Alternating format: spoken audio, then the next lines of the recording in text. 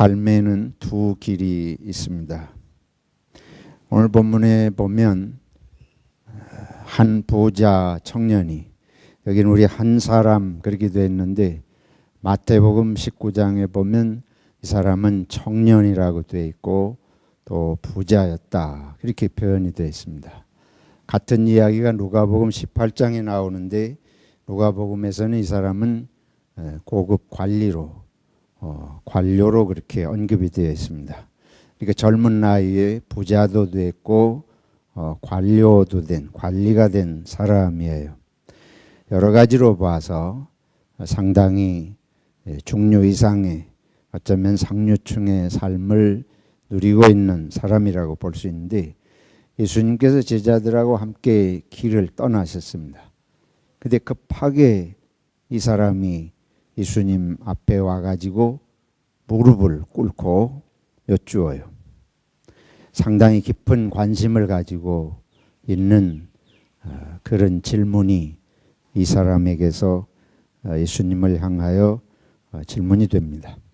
그 질문은 아주 간단합니다.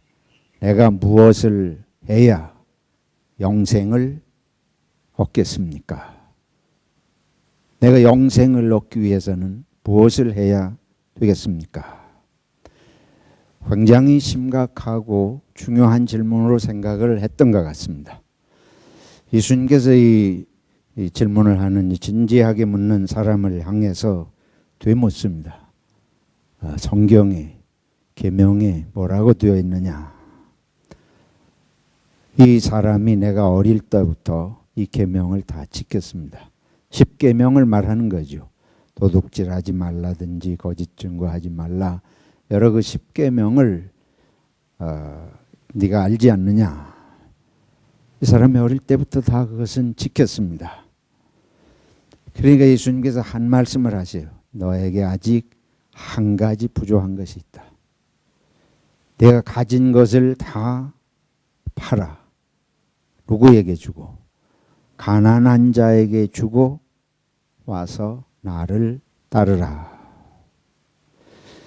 계명은 어릴 때부터 다 지켰는데 예수님이 자기가 가진 재산을 다 팔라는 거예요.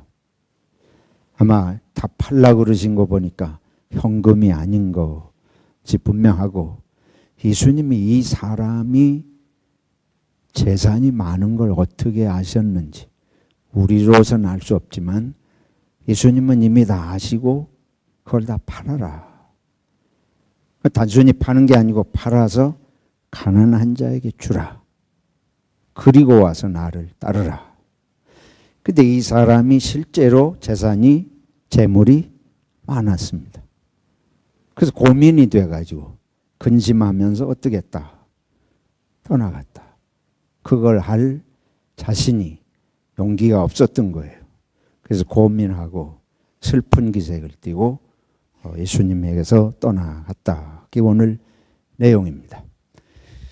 그러면서 이런 장면이 이제 제자들 앞에서, 예수님 앞에서 이런 장면이 일어났잖아요. 그 장면을 보고 있는 제자들을 향해서 예수님이 말씀하세요. 부자는 천국에 들어가기가 낙타가 바늘기로 들어가서 나가는 것보다 더 어렵다. 눈앞의 장면을 두고 제자들에게 말씀을 하십니다. 제자들이 얼마나 당황했겠어요. 그런 얘기를 듣고도 마음에 아무런 충격을 받지 않을 사람이 어디 있겠습니까? 예수께서 그들을 보시며 이르시되, 그들이 매우 놀라 서로 말하되, 그러면 누가 구원을 얻을 수 있겠습니까? 도대체 누가 천국에 들어갈 수 있겠습니까? 예수께서 보시고 이르시되, 사람으로는 할 수 없으되 하나님으로는 하실 수 있다. 그러신 말씀을 하시니까 제자들이 저게 무슨 말씀일까? 물론 생각을 하면서 베드로가 여짜오되 항상 베드로가 생각이 빨라요. 보소서 우리가 모든 것을 버리고 주를 따랐나이다. 베드로가 금방 눈앞의 장면을 보고 예수님이 무엇을 말씀하시는지 파악이 됐습니다. 이 사람에게 재산을 다 팔아 가난한 자에게 주고 와서 나를 따르라. 그러니까 베드로가 우리는 다 버리고 주님을 따랐습니다. 자신감이 생긴 거죠. 그러니까 예수님께서 말씀하시기를 나와 복음을 위하여 집이나 형제나 자매나 어머니나 아버지나 자식이나 전토를 벌인 자는 현세에 있어 집과 형제와 자매와 어머니와 자식과 전토를 100배나 받되. 아니 뭐 형제 자매를 100배를 받아요? 어머니를 100배를 받아요? 이게 이제 말씀의 뜻을 이제 우리가 좀 생각을 해보기로 하고요. 그 다음에 또 박해를 겸하여 받고, 별로 우리 달갑지는 않는 것입니다만은 내세에 영생을 받지 못할 자가 없느니라. 이게 오늘 내용의 줄거리입니다. 여기 보면 크게 보아서 두 가지 종류의 삶을 우리가 볼 수 있습니다. 하나는 이 젊은 시절에 이미 부자가 되고 관료가 된 이 사람의 삶입니다. 그 사람이 예수님께 와가지고 이제 뭐 자기가 더 부족할 게 없을지 모르죠. 예수님께 와서 영생을 어떻게 얻겠습니까? 이 사람의 삶은 한마디로 말하면 모든 것을 소유하는, 벌어들이고 받아서 가지고 부모님에게 받든지 하나님에게 받든지, 여기 영어 성경에 보면 inherit라는 말을 썼습니다. 그러니까 이 사람이 재산도 뭐 하나님께 받았는지 그 부모님께 받았는 상속인지 어쩐지 모르겠어요. 벌써 젊을 때 부자가 된 거 보면. 근데 영생도 하나님께 받아야지. 뭐든지 내가 노력을 해서 자수성가해서 벌든지 부모님께 받든지 하나님께 받든지 다 결국은 누구 것이 되는 거 하면 내 것이에요. 그러한 것에 익숙한 삶을 지금까지 이제 살고 있다고 볼 수가 있습니다. 그래서 이 사람에게 예수님께서 재산을 다 팔아 가난한 사람에게 주고, 이거는 재산을 팔거나 가난한 사람에게 초점이 있는 것은 아닙니다. 물론 그게 현실적으로 말씀하신 거지만은 너의 삶이, 지금까지 너의 삶이, 그리고 앞으로 영생에 대한 관심도 모든 것을 네 것을 만드는 게 삶이라고 생각을 하고 살아오고 있다. 그리고 영생도 네가 영생하는, 영생을 내 것으로 삼는 이 사고 방식 자체가 그렇게 굳어져 있는 걸 주님 말씀하십니다. 생각이 그렇게 굳어져 있기 때문에 사는 것도 그렇게 사는 것입니다. 그 반대 측면의 삶이 있다고 하는 것을 생각하고 살지 못해요. 삶은 모든 것을 벌어들이고 만들고 내 것으로 삼는 그것이 삶의 전부가 아니고 삶에는 다른 측면이 있다. 그게 뭐냐 하면 재산을 다 팔아서, 이거 그냥 얻은 게 아니잖아요. 피땀을 흘려가지고 온갖 아이디어를 짜내서 밤을 새고 뭐 그래서 얻은 거지 그냥 생기지 않았을는지 모르겠는데, 근데 삶에는 꼭 그렇게 노력해가지고 대가로 얻어서 내 것을 삼는 것이 아니고 삶에는 다른 측면이 있다. 그냥 다 팔아가지고 더 다른 사업을 일으켜가지고 더 많은 걸 벌어들이기 위한 뭐 이런 식의 사고의 연장이 아니고 그냥 다 팔아서 주어도 돌아올 것이 아무것도 없는 가난한 자에게 어떻게 하라는 거예요? 주라. 이게 또 하나의 삶이다. 근데 영생이라는 건 이거라는 거예요. 영생은 이 다른 삶의 측면을 영생이라 한다. 예수님은 지금 그 말씀을 하십니다. 너는 이 세상에서의 삶이 삶의 전부인 줄로 생각을 하는데 영생의 삶이란 그걸 네가 벌어들이고 돈을 주고 사들이고 네 걸로 삼는 것이 아니고 영생이라는 건 얻는 게 아니고 사는 것이야. 어떻게 사느냐? 내 것인 줄로 알던 걸 다 그냥 팔아서 무상으로 가난한 사람에게 먹고 살 길이 없는 사람에게 주는 그것이 영생의 삶이지. 영생은 그렇게 사는 것을 말하는 것이지 영생을 벌어들여서 내 호주머니에 놓고 어디 오래가 사는 것을 말하는 것이 아니다. 이거는 사고에 엄청난 전환이 없이는 이해할 수 없는 거예요. 그러니까 이 젊은 부자 관리인 이 사람이 그런 사고가 여기 예수님 말씀하시는데 다 팔아서 가난한 자에게 주라 생각을 해본 적이 있어야지 평생. 삶이라는 게 그런 것이라고 하는 건 뭐 꿈에도 생각해 본 적이 없는데 어떻게 그게 순식간에 받아들여지겠어요? 마음이 고민이 되고 슬픈 기색을 하고 근심을 하고 떠나갈 수밖에 없는 것입니다. 그러면서 예수님께서 제자들을 향해서 지금 저 사람이 천국에 가려고 영생을 얻으려고 하고 왔는데 저렇게 가지 않냐? 왜 가요? 뭐 때문에 가요? 가진 게 많으니까. 부자니까. 부자기 때문에 갈 수가 없는 거예요. 영생하고 현실의 부자하고 이 사람은 뭐를 버리고 선택을 했습니까? 부자를 선택하고 영생은 버린 거 아니에요, 결국은. 이 순간에 보면. 그래서 부자가 영생에 들어갈 수 없는, 천국에 들어갈 수 없는 걸 눈앞에 봤습니다. 제자들에게 예수님께서 이제 말씀을 하실 때에 베드로가 즉각 무엇을 말씀하는지 그걸 이해를 하고 예수님 보십시오. 우리가 모든 것을 버리고 주를 따랐습니다.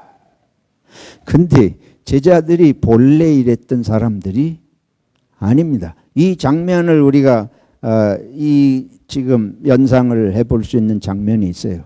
마태복음에 보면 예수님께서 제자들을 부르신 장면이에요. 제자들이 갈릴리 호숫가에서 밤새도록 그물을 던집니다. 뭘 잡으려고?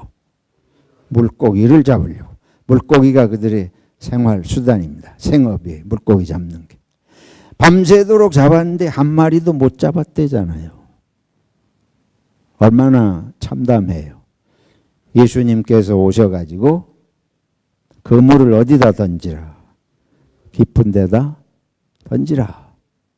제자들에게 맨 말씀을 제자들은 이제 그물을 아침이 밝아오기 때문에 더 잡아도 낚시도 물고기 잡이도 안 될 시간이고 밤새 뒤졌는데 안 잡히니까 실망해서 그물을 씻고 이제 거두어 드리는데 예수님이 거기 와서 말씀을 하셨다 그래요. 무슨 말씀인지 모르지만 하여튼 하나님의 말씀을 하시고는 깊은 데다 던지라. 그러니까 이 제자들이 뭐라 그런가 하면 우리가 밤새도록 애썼지만 한 마리도 잡은 게 없는데 주님이 말씀하시니까 말씀대로 하겠습니다. 그리고는 깊은 데다 던졌다는 거예요. 여러분들이 아시는 대로 두 배가 가득하게 물고기가 잡혀가지고 가라앉을 정도로 그렇게 물고기가 잡혔다. 오늘 보니까 신통하게 여러분이 우리 예배 시작하기 전에 찬양했지요. 찬양했는데 그 찬송을 한 것 같아. 네, 찬양했는데 바로 깊은 곳에 그물 던져. 그거 부르지 않았어요? 그냥 생각 없이 불렀습니까? 그게 우리 너무 좋아요. 예수님 말씀대로 하면 배가 가라앉을 만큼 물고기가 잡힌다. 그거 예수 믿는 목적 아니에요. 교회 다니고 기도하는 목적 아닙니까? 기도한 대로 돈이 들어오고 기도하면 망하다가도 살아나고 밤새도록 안 잡히던 게 한 말씀에 그냥 이렇게 배가 가라앉은 만큼 잡히니까 이게 우리의 소원 아닙니까? 교회 가면 그런 설교를 해줘야지.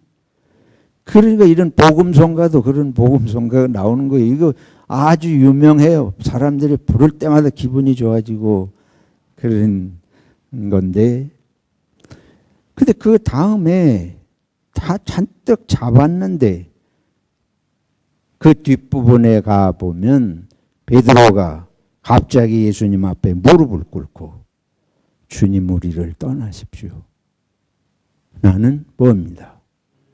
죄인입니다.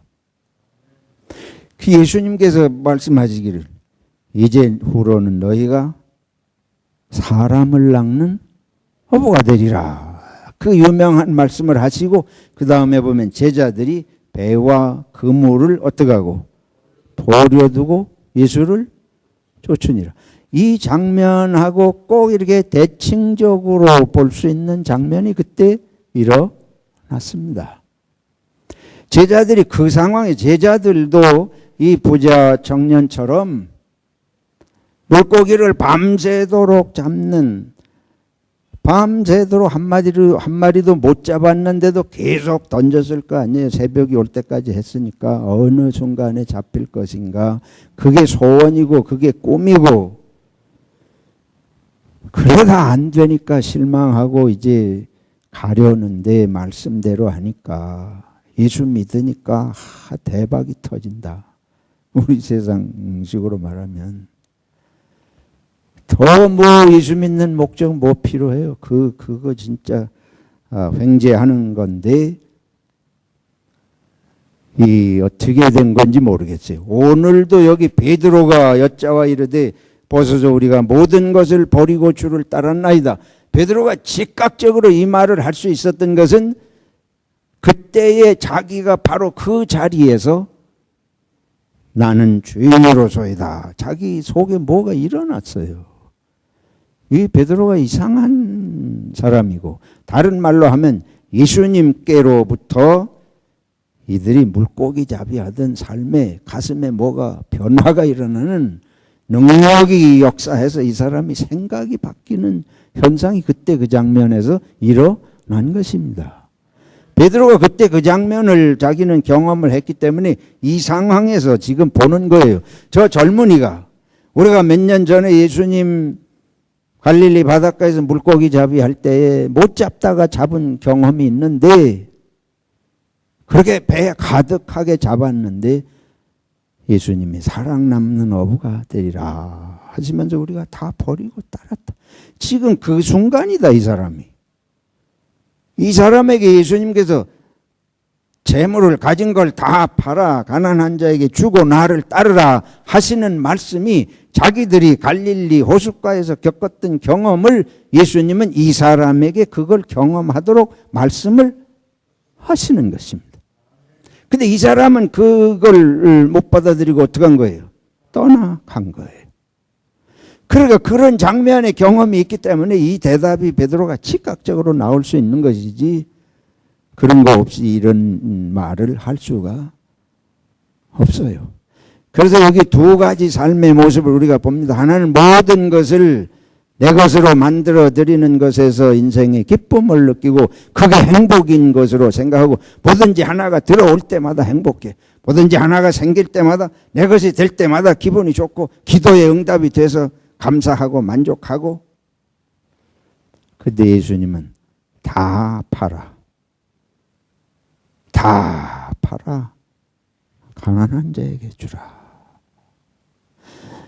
영생의 길이, 사람을 낚는 어부가 되는 거는 다 돈 내버리고 다 돈 주고 하는, 그렇잖아요. 우리가 전도하는 데 가가지고 다 돈 쓰면서 사람들에게 하나님의 나라를 전하는 것이지, 똑같은 것이에요.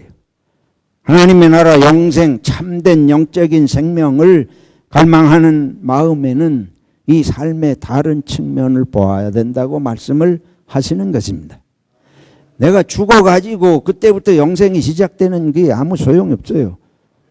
그것도 전혀 소용없다 그러면 안 되는 거지만은 지금 이 땅에서 그 영생의 삶을 여기서 이미 사는 것을 주님은 말씀하시는 것입니다. 그래서 뭐라고 그러신가 하면 예수께서 이르시되 내가 진실로 너에게 이르노니 나와 복음을 위하여 집이나 형제나 자매나 어머니나 아버지나 자식이나 전토를 뭐한 자는 버린 자는. 이 버린다고 하는 게 뭐 다른 의미가 아니에요. 이게 이 땅에서 그들을 이 이웃을 돌보고 가난한 자들을 돌보고 모든 사람이 함께 복되게 사는 세계를 위해서 자기 삶을 헌신하는 그 삶이 천국에서 일어나는 삶이지. 지금도 내가 천국에 가서도 내가 거기 가서도 젊은 나이에 관료가 되고 젊은 나이에 부자가 되고 천국에 간 사람들이 다 그런 식으로 사는 나라라면 거기는 천국일 수가, 거기가 어떻게 천국이 돼요, 여러분? 저 여러분이 전부 젊어서부터 1등을 하고 돈을 많이 벌고 경쟁해가지고 빨리 속성과로 승진을 하고 천국에 가서도 그거 하고 있으면 뭐 천국이 필요해? 어떻게 거기 천국이 됩니까? 여러분들이 직장 생활하면서 마음이 평안한 날이 하루라도 있어 본 적이 있습니까? 내가 볼 때 분명히 없습니다. 돈 버는 생활하면서 하루라도 마음이 행복하신 적이 있습니까? 있을 수가 없어요. 내 것을 만드는 동안 사람은 평화롭지 못하고 행복하지 못합니다. 만족할 수가 없습니다. 왜냐하면 그것은 참된 생명에 거꾸로 살기 때문에. 산다고 하는 것은 우리 머리가 거꾸로 돌아가서 그런데, 산다고 하는 건 다른 사람을 행복하게 할 때에 내 생명이 파르파르 약동하고 내 생명이 기쁨이 있습니다. 사랑할 때에 기쁨이 있고 행복이 있고. 근데 우리는 그러지 않고 계속해서 남이야 죽든지 살든지 뭐 굶든지 말든지 내 것을 만들어야 그게 안전 욕구예요. 인간의 몇 가지 욕구 중에 소유 욕구, 안전 욕구인데, 근데 아무리 가져도 부족하고 아무리 가져도 불안해. 여러분, 세상에서 제일 불안한 사람이 누굽니까? 대통령이 제일 불안해.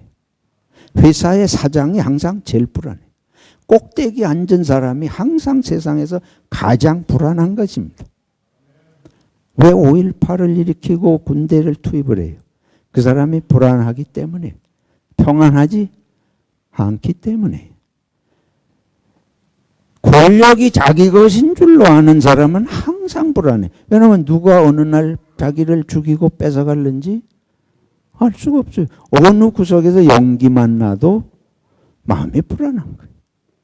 여러분이 불안하다고 그러면, 마음이 평안이 없다 그러면 이 관료처럼 사는 것이라고 생각할 수 있습니다.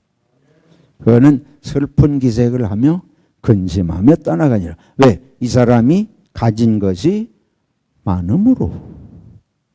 이 베드로 사도의 대답을 보세요. 베드로 사도가 대답한 거는 보소서, 자신감이 있는 거예요.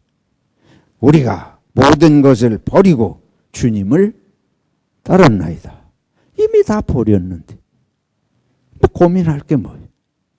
삶의 한순간 버리는 경험의 지점이 있어야 할 줄로 믿습니다. 하나님의 나라를 향하여 삶이라고 하는 것은 모아들이고 끌어들이는 데 의미가 있는 것이 아니고 버리고 내어놓는 것이 참 삶의 의미라고 하는 것을 체험한 순간이 있어야 인생은 반전이 일어납니다. 예수님께서 지금 그걸 말씀하시는 것이에요. 성경에 뭐라 그러는가 하면은 얻는 사람은 잃을 것이다. 잃는 사람은 얻을 것이다. 여기 지금 그러잖아요. 나와 복음을 위하여 버린 자는.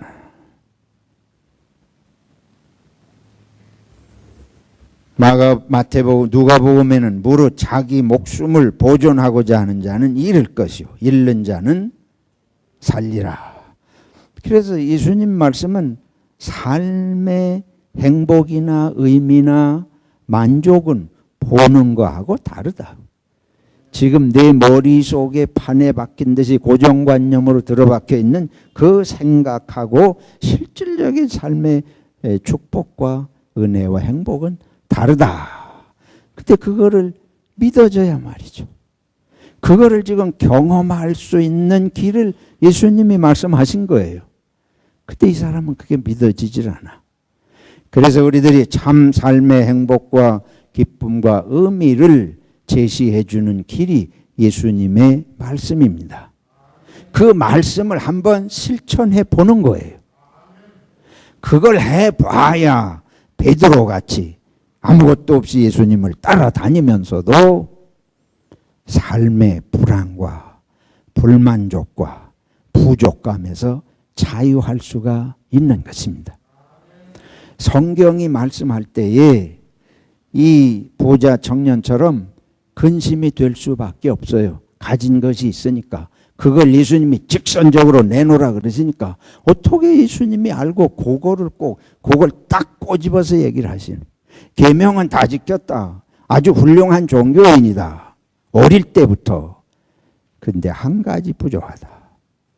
여러분, 오늘 히브리서 4장에 뭐라 그런 거? 하나님의 말씀은 어떻고 살았고 운동력이 있어 활력이 있어 우리의 영과 혼과 및 관절 골수까지 찔러 쪼개신다. 하나님의 말씀이 올 때에 그 말씀은 나를 아시고 하시는 말씀입니다. 근데 대부분이 우리가 나를 모르고 저런 소리를 한다. 나를 욕배이려고 저런 소리를 한다든지 나를 모르고 저런 소리를 한다든지 되지도 않을 소리를 한다든지. 여러분이 보실 때 하나님처럼 어리석은 분이 어디 있어요? 이걸 다 버리고 가난한 자에게 주고 따르라.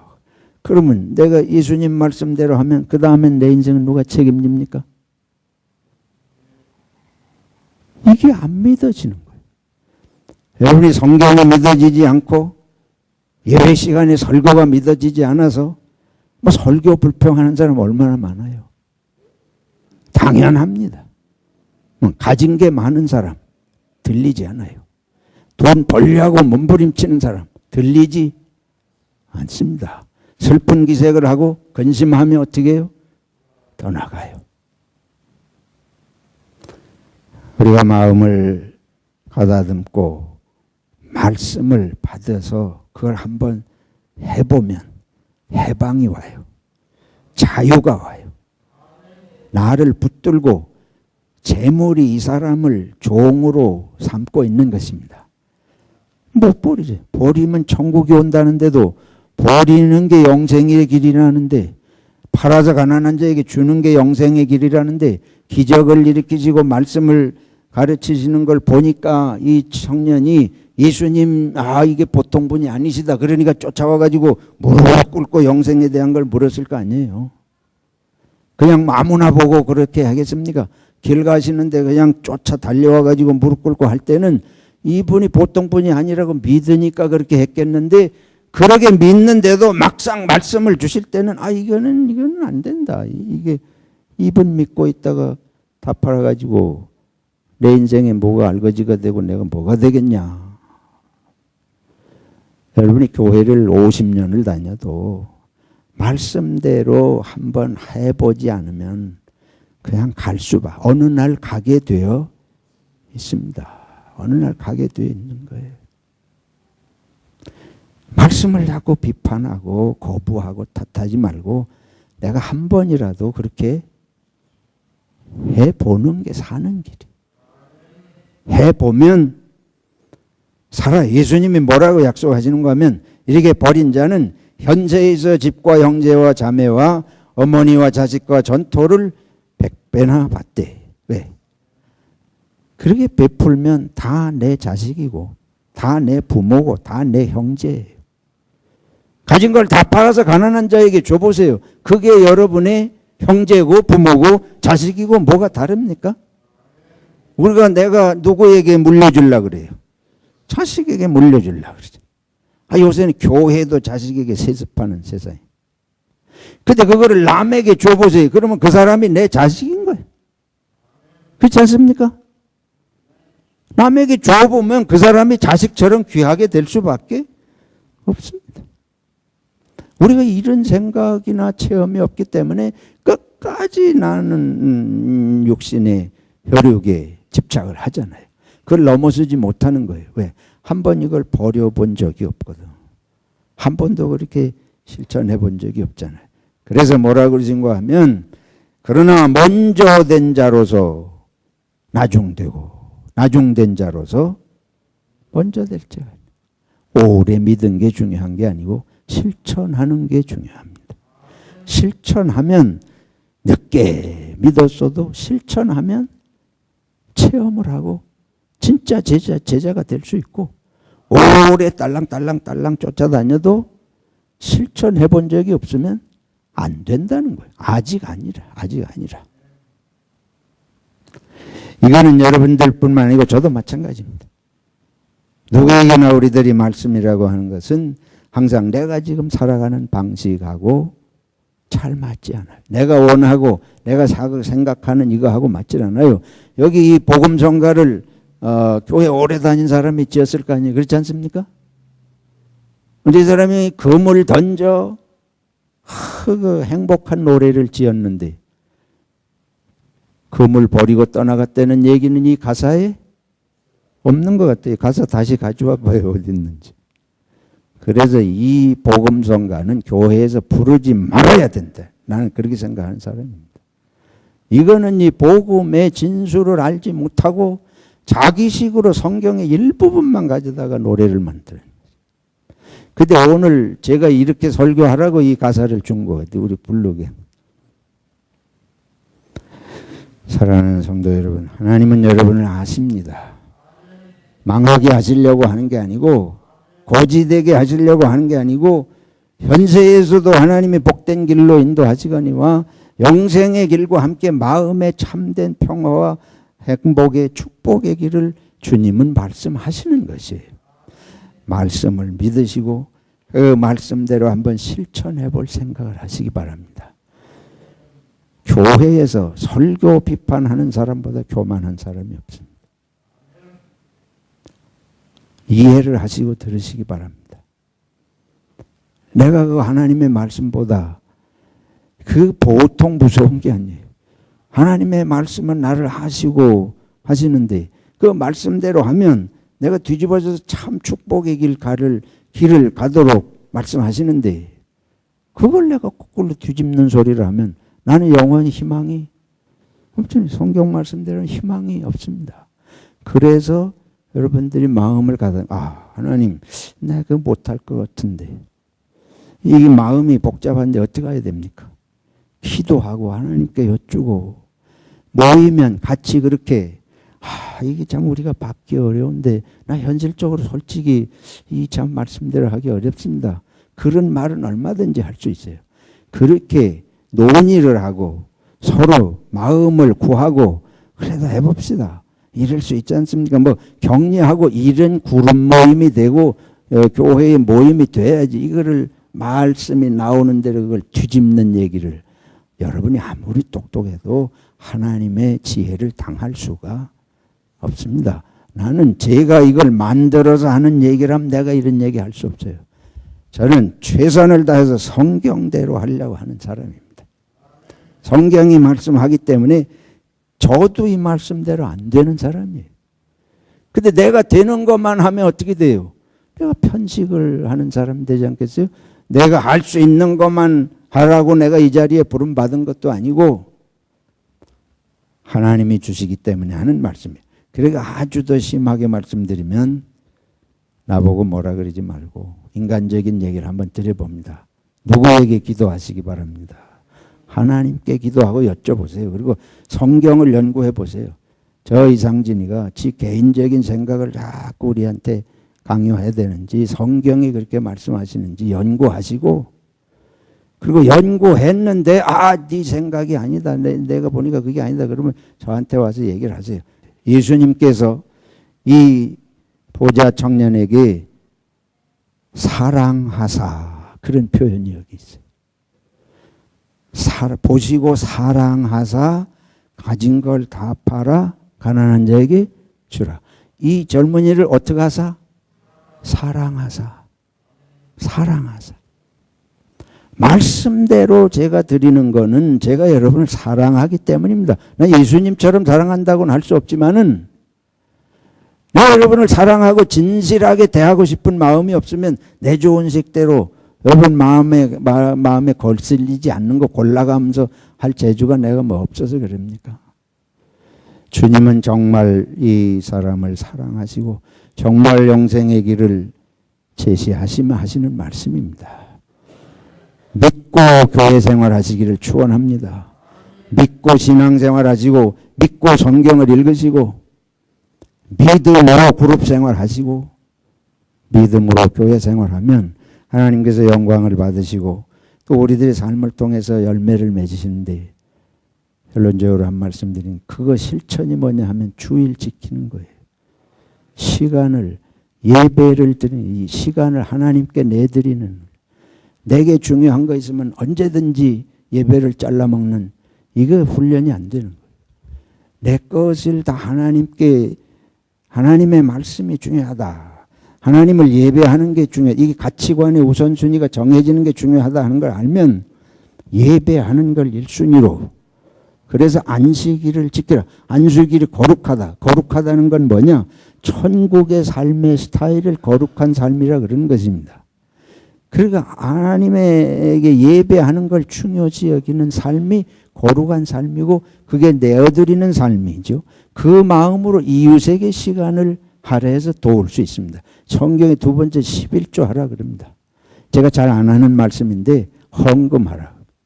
누구에게 합니까? 하나님께 하는 거예요. 내 것이 아니고 누구의 것이다. 하나님의 것임을 알고 내어드리는 훈련을 하는 거예요. 근데 그렇게 할 수 있는 사람이 이웃에게도 내어 줍니다. 하나님께도 안 드리는 사람이 어떻게 이웃에게 주겠어요? 맞아요? 틀려요. 자기가 하나님을 믿는다 그러면서 하나님께도 안 드리는데 어떻게 이웃에게 주냐고. 이웃에게 준다고 할 때는 그건 돌아올 게 있는 거를 생각하고 주는 거겠지. 그래서 하나님에게 하듯이 이웃을 위해서 시간을 내어놓을 수 있고 물질을 내어놓을 수 있는 훈련이 교회 생활의 훈련은 그거 이외에 없습니다. 여기서 우리가 그런 훈련을 하면 예수님께서 우리들에게 여기 말씀대로 현세에서도 복을 주시고 하나님의 나라의 영생을 살게 하신다. 왜냐하면 그것이 하나님의 나라에 가서 사는 삶의 스타일이에요. 그것이 영생의 삶의 본질적인 실질적인 모습입니다. 다시 한번 영생은 내가 이렇게 딱지치기 하고 돈 주고 사가지고 따서 내 호주머니 넣고 있다가 그날 되면 가는 게 아니고 영생은 하나님이 원하시는 삶을 사는 것이다. 이 세상에 살면 이미 영생하는 것이고 그렇게 살면서 부활의 길을 가잖아요. 십자가가 끝이 아니고 부활이 새롭게 주어지듯이 내어드리면 하나님께서는 더 값진 것으로 채워주실 줄로 믿습니다. 전능하신 하나님, 우리를 사랑하신 하나님, 감사와 찬송을 드립니다. 하나님께서 우리들에게 참으로 사랑하셔서 주시는 말씀을 마음에 새기고 하나님 저희들이 현실 속에서 무엇이든지 내 것을 잡는 이런 삶의 모습 속에서 하나님과 이웃에게 내어드리는 삶의 모습으로 변화될 수 있도록 체험케 하시고 말씀에 순종해서 실천할 수 있도록 성령님 도와주시옵소서. 예수님의 이름으로 기도하옵나이다. 아멘.